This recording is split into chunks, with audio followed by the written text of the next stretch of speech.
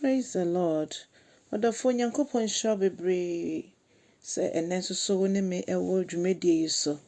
Sɛ bere kakra ni monte me nka na me ho mfa me kakra no Nyame adom sɛsɛ deɛ me ho yɛ ɛwɔ Awurade mu. Me yaresafoɔ no wasa me yareɛ na wama me apɔmuden. Me sɛ aseda ɛnka wo din. Ɛno nti mebɔ mpaeɛ sɛ wo ho baabi ya wo yɛ a ka kyerɛ no na ɔbɛma wo ho atɔ wo. Me ne wo nyinaa ɛbɔ mu aka kyerɛ no sɛ Awurade a woyɛ yɛ yaresafoɔ. Awurade sane bɛhwɛ wo ma. Ɔmo mu gu hospitals. Ɔmo mu efiefie mu. Anɔpa yi obi a wasɔre a n'apɔ mu ɛnyɛ no kama papa yɛbɔ mpaeɛ Yesu din mu.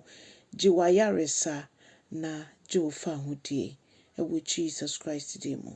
Yɛn Nyankopɔn yɛda wo ase san de w'asɛm a yɛbɛsua nso ba w'anim sɛ ɔdomfo dom boa yɛn na w'asɛm nkasa nkyerɛ yɛn ɛwɔ akɔnɛsɛ nyinaa mu wɔ Yesu Kristo din mu ɛne abɔ mpaeɛ. Hallelujah.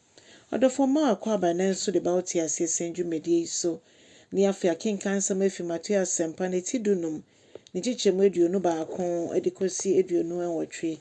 Matthew 15:21 to 28. Ɛkasa kyerɛ yɛn fa a Gentile po yɛbɛka ne sɛ obi a yɛbɛka ne sɛ ɔno ɔnyɛ Jewni ɔyɛ maamuni maamuni ɔbaa bi ne gyedie ɔte Yesu nka no tumika ba Yesu nkyɛn ɛbra na Yesu efi Galilea ɔkɔ Tyre ne Sidon area hɔnom ɛbra no so hɔ ɛna ɔbaa yi te ne nka odi mirika Yesu David ba humimɔbɔ na meba ahohomfi bi ɛha no ahombɔne ɛtete no na Yesu ɛmfi no na ne ɛbae ne sɛ suafoɔ no hu sɛ maame ne maamuni na Yesu mfi no nti no ɔkwan bi so ne ɛbɛka sɛ ɔmo abu no fɔ wɔ makoma mu dada nti ɔmo ka kyerɛ Yesu sɛ ɛbɛyɛ a pam no na ɔmfiri yɛn nkyɛn ha nkɔ na onyae saa mesrɛw asɛm na onyae sɛ ɔde ha yɛ adwen na ɔse Yesu ka kyerɛ ɔbaa ne sɛ yɛsoma me baa medie mu nko a o ɔmo a ɔmoyɛ Israelfoɔ nkyɛn ɔmo a ɔmayerɛ wɔ Israel ɔmo nkyɛn na yɛsoma me baayɛ na ɔbaa yi ɛbaa biom bɛkoto ahwiri ne nan ase ɛsrɛ no Awurade hu me mmɔbɔ boa me na Yesu boa se ne sɛ yɛmfa aduane a yɛde ma mmɔfra anaasɛ ɛmma ɛmfa ma nkraman. Ne nyinaa akyi na ɔbaa yi egu so a ɔse minim saa sɛ ɛnyɛ me kwan mu anaasɛ me wiase ɛne yɛsoma wo sɛ bra na mpo sɛ nkraman didi a sɛ ɛmma didi a mpo prowa na egu fam no nkraman so tumi ɛsesa di ma ne yɛ yie na Yesu tie ɔbaa yi ɔka sɛ ɔbaa yi ɔse brɔfo no sɛ dear woman ne kyɛ sɛ bibi sɛ medɔfo pa anaasɛ ɔbaa pa na wo gyidie ɛso dodo ne senti wobisadeɛ no wo nsa aka na Bible say ɛhɔ no amono mu hɔ a ɛna ne ba no ɛnya ayaresa.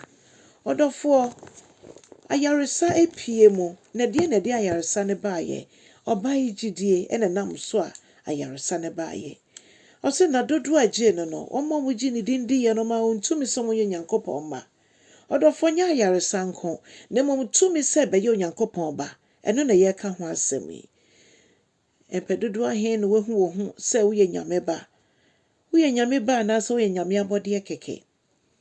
Woyɛ abɔdeɛ deɛ nanso ɛsɛ sɛ nka wotumi to anamɔ foforɔ bɛyɛ ɔba.